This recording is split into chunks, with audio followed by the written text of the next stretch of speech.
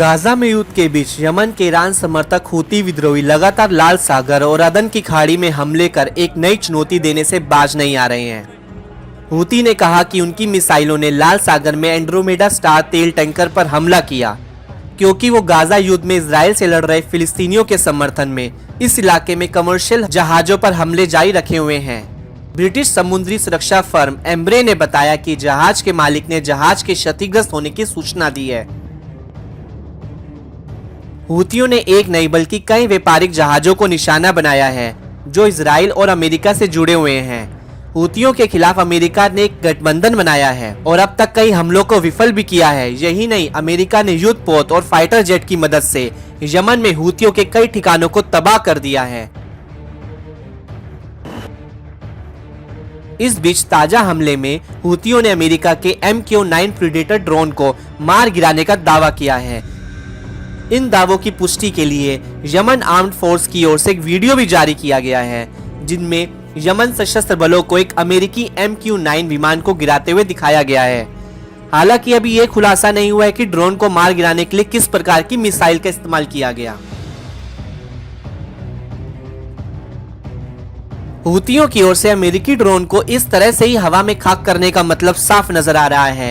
Iran समर्थक Houthi विद्रोही सीधे तौर पर एक शक्तिशाली देश को चुनौती दे रहे हैं। वीडियो में अमेरिकी विमान को सादा के एयर जोन में देखा जा रहा है, इससे पहले कि लक्ष्य पर सतह से हवा में मार करने वाली मिसाइल लॉन्च की गई और उसे मार गिराया।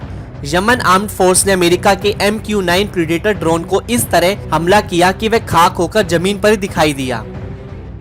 आपको बता दें कि भारत भी MQ-9 श्रेणी के इस किलर ड्रोन को $4 अरब में 31 संख्या में अमेरिका से खरीद रहा है। अदन की खाड़ी के पास हुई इस घटना के बाद अब अमेरिकी ड्रोन की क्षमता को लेकर सवाल उठने शुरू हुए हैं। लाल सागर में एंड्रोमेडा स्टार तेल टैंकर पर हुए हमले और सादा गवर्नमेंट के हवाई क्षेत्र में अमेरिकी MQ-9 ड्रोन को मार गिराए जाने के बाद यमन आर्म्ड फोर्स के प्रवक्ता याह्या सारी ने अपना बयान जारी किया है।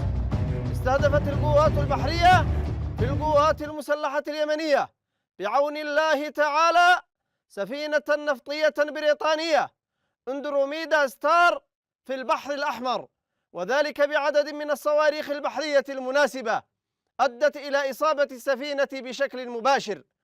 ونجحت قوات الدفاع الجوي في القوات المسلحة اليمنية يوم أمس في إسقاط طائرة أمريكية نوع MQ-9 في أجواء محافظة صعدة، وذلك أثناء قيامها بتنفيذ مهام عدائية وقد تم استهدافها بصاروخ مناسب. إن القوات المسلحة اليمنية تؤكد استمرارها بعون الله تعالى في تنفيذ المزيد من العمليات العسكرية نصرة للشعب الفلسطيني حتى رفع الحصار ووقف العدوان। आपको बताते चले कि अमेरिका के ये ड्रोन सबसे आधुनिक माने जाते हैं और इसे इसकी ताकत के रूप में देखा जाता है। इसी वजह से भारत भी इन ड्रोन को खरीद रहा है। अब लोगों के मन में ये सवाल जरूर उठ रहा होगा कि जिस अमेरिकी ड्रोन को हूती विद्रोहियों ने मार गिराया है आखिर उसकी ताकत क्या है।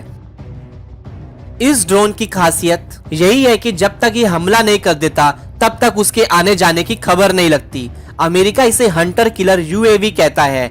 MQ-9 predator long range endurance drone है जो हवा से जमीन पर मार करने वाली मिसाइलों से लैस होता है। इसमें लगे RNX हेलफायर मिसाइल से जवाहिरी के अड्डे पर हमला किया गया है। MQ-9 प्रीडेटर रिमोट से उड़ाया जाता है। ये किसी भी तरह के मिशन के लिए भेजा जा सकता है जैसे सर्विलांस, जासूसी, सूचना जमा करना या फिर दुश्मन के ठिकानों पर चुपके से हमला करना। इसकी रेंज 2100 किलोमीटर है। ये अपने साथ 1700 किलो वजन का हथियार उठाकर ले जा सकता है। इसे चलाने के लिए 2 कंप्यूटर ऑपरेटर्स की जरूरत होती है जो ग्राउंड स्टेशन पर बैठ के वीडियो गेम की तरह से चलाते हैं। इस ड्रोन की लंबाई 36.1 फीट, विंग स्पैन 65.7 फीट, ऊंचाई 12.6 फीट होती है। ड्रोन का खाली वजन 2223 किलोग्राम है। ड्रोन में 1800 किलोग्राम ईंधन की क्षमता होती है। इसकी गति 482 किलोमीटर प्रति घंटा होती है जो 40,000 फीट की ऊंचाई से दुश्मन को देखकर उस पर मिसाइल से हमला कर सकता है।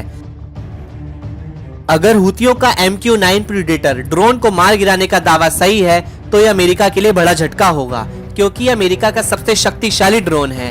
इसे इजराइल हमास युद्ध के दौरान अमेरिका लाल सागर के अंदर इस्तेमाल कर रहा है।